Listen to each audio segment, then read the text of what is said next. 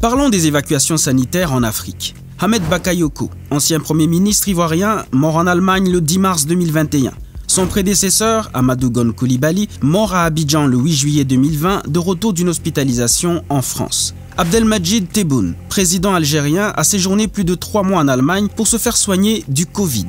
En moins d'1 an, la Côte d'Ivoire a perdu 2 premiers ministres. L'Algérie n'a pas vu son président pendant plus de 3 mois, tous évacués à l'étranger aux frais du contribuable. Pourquoi les pays africains préfèrent dépenser des millions d'euros pour aller faire soigner une poignée de privilégiés en Europe, aux États-Unis ou en Asie, au lieu de développer le plateau technique local qui profiterait à tous?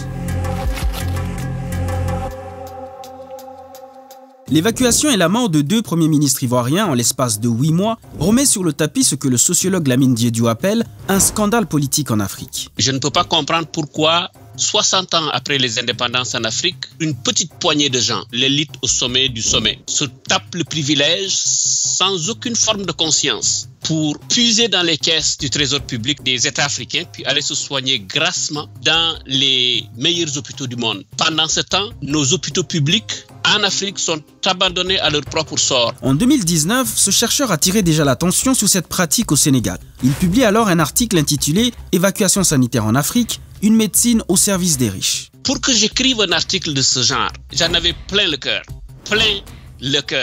de voir combien nos pays dépensent en matière de santé pour évacuer leurs malades. Pour comprendre pourquoi Lamine Diédhiou en avait plein le cœur, il faut d'abord examiner les charges qui participent au calcul des frais que coûte l'évacuation sanitaire d'un patient au Sénégal. Il y a des frais d'étude préalable du dossier médical pour établissement d'une facture pro forma. Vous avez aussi les prestations accompagnement médical du patient, c'est-à-dire la location d'avion qui, elle seule, pour la Tunisie, coûte 30 millions de francs CFA. La civière aussi est louée. Assistance à l'accomplissement des formalités d'entraide et de sortie dans les pays d'évacuation. Accueil aux frontières. Transfert de l'aéroport jusqu'au centre d'hébergement le premier jour, transport durant le séjour, service per diem et tranche de nourriture, hébergement ou assistance à l'hébergement, assistance de base aux accompagnateurs, souvent c'est la famille, le médecin parfois voyage pour accompagner les patients, payé aux frais du contribuable. Ce qui s'assimile à du tourisme médical selon le journaliste Alain Foka. Mais ce n'est pas tout. Vous avez l'accompagnement du patient chez les spécialistes en structure sanitaire de diagnostic et de traitement. Vous avez l'assistance juridique en cas de litige de toutes sortes. Vous avez l'avant-dernier élément, production de rapports médicaux, formalités en cas de mort. Et tout ceci se passe dans l'opacité, comme le déplorait le site sénégalais Enquête Plus en 2016. Entre les passe-droits offerts aux uns et aux autres, les petites magouilles dont profitent certains et le laxisme qui prévaut à plusieurs niveaux de responsabilité, le trésor public en vient à supporter des charges qu'il n'aurait jamais dû supporter.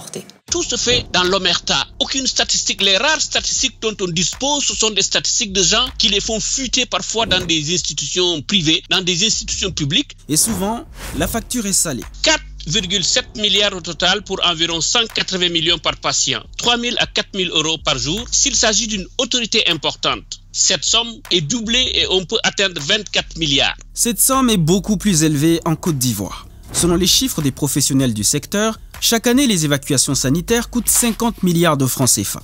Cet argent pourrait construire 2 hôpitaux de référence chaque année dans le pays. Pourquoi le dépenser pour aller faire soigner quelques fonctionnaires et leurs familles à l'étranger, au lieu de l'investir dans un plateau technique local pour en faire profiter tout le monde? Pour Lamine Diédhiou, c'est un aveu d'échec des dirigeants africains. Tout cela, je crois, est le résultat d'un abandon de nos élites qui ne se soucient pas trop du sort des populations pour lesquelles elles disent être les gouvernantes. Prenons le cas d'Amadou Gon Coulibaly, Premier ministre de Côte d'Ivoire et candidat à la présidentielle du parti au pouvoir au moment de son évacuation, le 2 mai 2020 en France. Selon Jeune Afrique, il est arrivé à Paris à bord d'un avion de la flotte présidentielle ivoirienne. À l'époque, la France totalisait 131 000 cas de Covid, près de 25 000 décès, avec des hôpitaux débordés et les frontières fermées. Mais malgré tout, il obtient un passe-droit et une exception pour traverser l'espace aérien européen pour un contrôle de santé dans un pays plus contaminé par le Covid que son propre pays. L'éditorialiste burkinabé Zéphirin Poda n'a pas manqué de faire ce constat.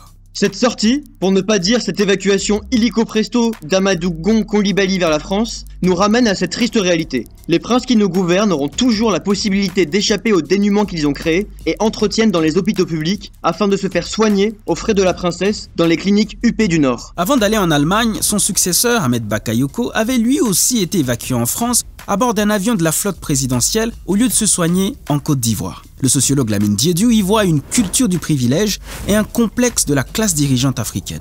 Nos élites au sommet fonctionnent de façon générale, et ça c'est les vestiges de la colonisation, comme une sorte de caste politique dont une des fonctions essentielles est de mimer l'ancien colon. L'attitude mimétique, là, le mimétisme qui est caractéristique de nos élites, explique pourquoi on préfère que le patient, le parent, si on est de l'élite, meure en France plutôt que de mourir en Afrique.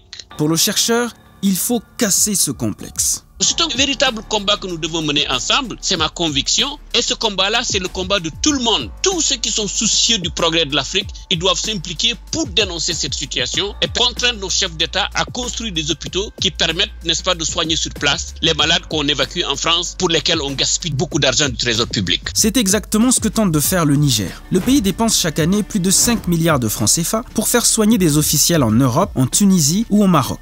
En 2018, le pays a décidé d'arrêter ses dépenses en les investissant dans un centre hospitalier ultra-moderne construit à Niamey.